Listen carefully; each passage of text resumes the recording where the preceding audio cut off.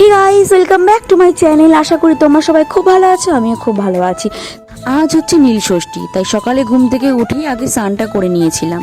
আজকে একটু মাথা ঘষেছিলাম, পরে চলে এসে মাথাটা ভালো করে মুছে নিয়ে সিঁদুর পরে চলে আসবো ঠাকুরের সমস্ত কাজ করতে। তো ততক্ষণে তোমরা ভিডিওটা কন্টিনিউ দেখতে থাকো, আশা করি ভালো লাগবে। হ্যাঁ, এটা ঠিকই, সকালের ওয়েদার খুবই সুন্দর। হ্যাঁ, হয়তো আজকে সকালে না উঠলে এত সুন্দর ওয়েদার বুঝতেই পারতাম না। হ্যাঁ, আমি ঠিক সকালে উঠতে খুবই কষ্ট হয়ে যায়, আমার সকালে উঠতে পারি না।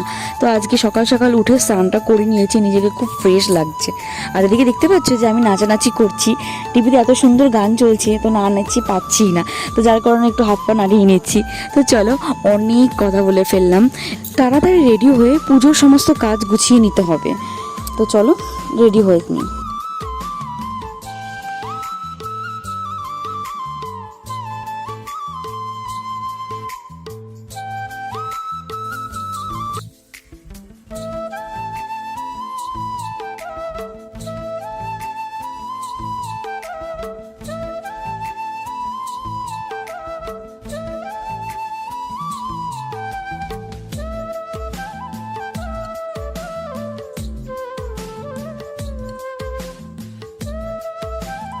এইদিকে আমি রেডি হয়ে গেছি, আর রেডি হয়ে চলে আসলাম প্রথমেই রান্নাঘরে, কারণ মামনি আমাকে ডাকছিল কিছু নিয়ে আসার জন্য। তো যাই হোক, সেটা মামনিকে এনে দিলাম। আর দেখলাম যে মামনি আজকে অনেক কিছু রান্না করছে উপোসের পর, যেগুলো আমরা খাবো। তো চলো সেটা পরে দেখে নেবে তোমরা। আগে আমি একটু আলতা পরে নিই পায়ে, কারণ আলতা পরতে ভুলে গেছি, যেটা ইম্পর্টেন্ট খুবই। তো চলো আলতাটা পরে নিয়ে তারপর চলে যাব আমি ঠাকুর ঘরে পুজোর সমস্ত কাজ করতে।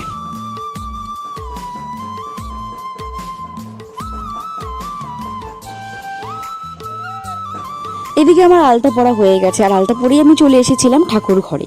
ঠাকুর ঘরে এসেই প্রথমেই ঠাকুরের চরণে সুন্দর করে ফুল দিয়ে সাজিয়ে বাটা দিয়ে দিয়েছিলাম। হ্যাঁ, সেই ভিডিও ক্লিপটা তোমাদেরকে শেয়ার করতে পারলাম না, কারণ সেই ভিডিওটা করাই হয়নি। এখন আমি একটা ছোট করে মালা গেঁথে নেব। আজকে আমি উপোস করেছিলাম, বাইরে জল ঢালতে যাব না, বাড়িতেই শিবলিঙ্গ আছে, সেখানেই শিবের মাথায় জল ঢালবো। তাই একটা ছোট করে মালা গেঁথে নিচ্ছি, শিবকে পরাবো বলে।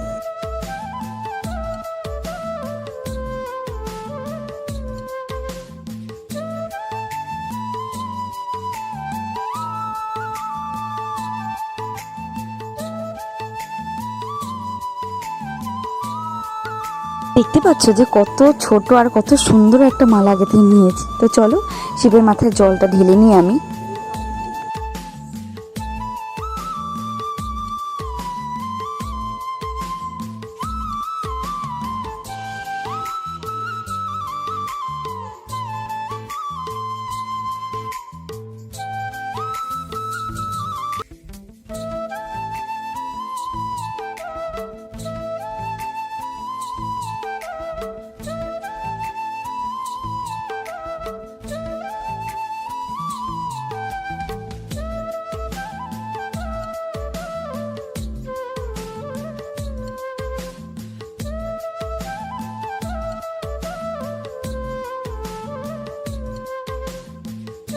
একটা জিনিস যেন খুব নতুন লাগলো, এদিকে নাকি সবার বাড়ি বাড়ি শিবলিঙ্গ যায়, ভাই এই বাড়িতেও চলে আসলো শিবলিঙ্গ।